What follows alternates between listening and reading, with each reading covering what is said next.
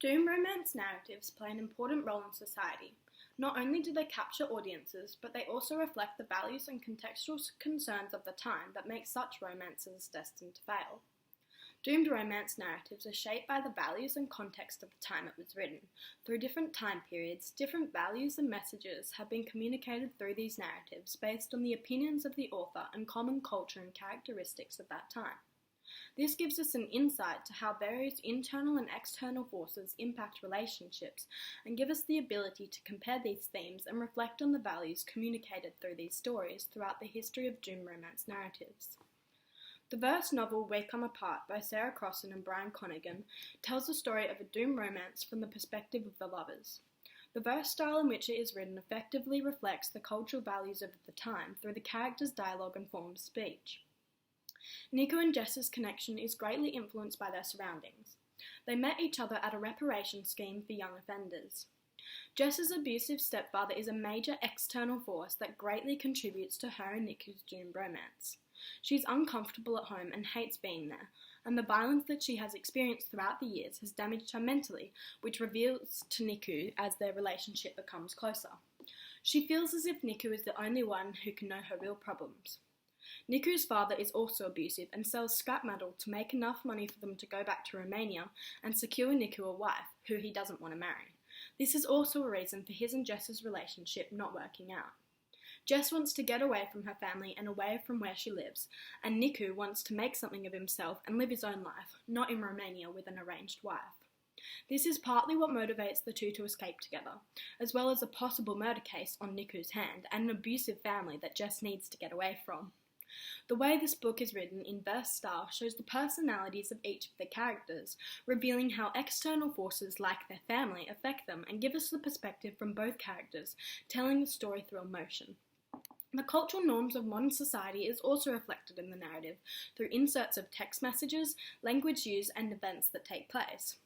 When Nico and Jess are separated at the end of the narrative, the reader can feel their pain through the way it is expressed through both of their perspectives.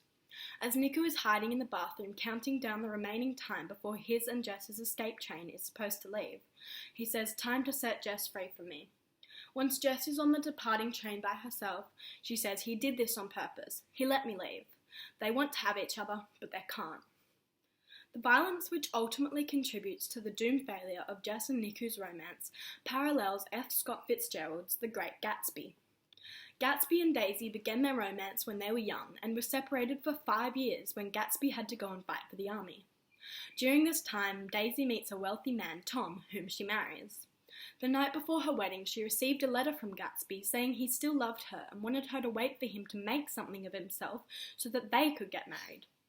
This left Daisy conflicted and not wanting to marry Tom, but she did anyway. Gatsby secretly came from a poor and abusive family, but never told anyone, not even Daisy, as he had worked so hard to achieve his dream of providing a life full of riches for him and her. This external force of his bad childhood makes Gatsby have an obsessive determination for his life plan with Daisy. This ends up being an internal force that dooms their romance, as he wants Daisy to conform to his perfectly envisioned plan, but she thinks he wants too much of her. Daisy is conflicted by everyone else's opinion that Gatsby is a materialistic man who made his money through illegal means, and her own experience with him as a true, kind, caring soul he is. Her husband Tom had been having an affair with Myrtle throughout their whole marriage, but acts violently towards Daisy about her affair with Gatsby, and he is hurt that she would be unfaithful to him. The 1930s time period is reflected through Tom's sense of ownership and right to Daisy. F. Scott Fitzgerald's language used in the narrative is also reflective of this time period, as well as the war being the cause for Gatsby and Daisy's initial separation. Myrtle, Tom's secret lover, ends up being accidentally run over and killed by Daisy, but Gatsby takes the blame, resulting in his death, murdered by Myrtle's enraged husband who had been egged on by Tom to hunt him down. Daisy moves away with Tom and her family, unaware of Gatsby's death, due to Tom's manipulation of not allowing her to be contacted. Just like We Come Apart, the lovers want each other but can't have each other, making their romance doomed.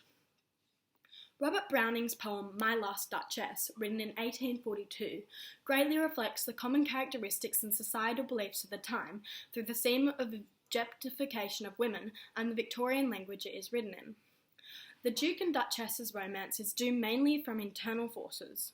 Although the Duchess is dead from the beginning of the poem, Robert Browning crafted the narrative in a way that uses subtle hints of dialogue to suggest the Duke's view of women and his wife, which lets the reader come to their own conclusion of the romance being doomed, rather than telling the story of the romance itself.